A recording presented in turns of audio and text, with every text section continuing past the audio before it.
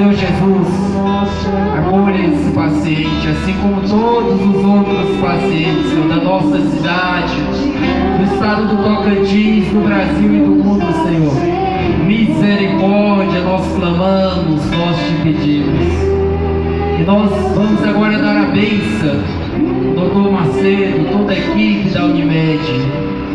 E você, meu irmão, minha irmã, que está acompanhando em casa pelas redes, ore também pelos esses profissionais que há mais de um ano estão enfrentando, estão à frente dessa batalha.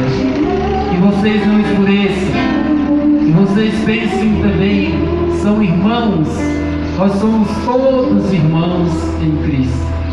E Deus dará a vocês a recompensa, a graça e a força de Deus virão sobre vocês.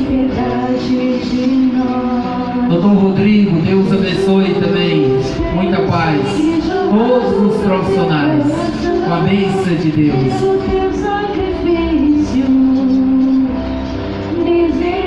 Pode aumentar a misericórdia.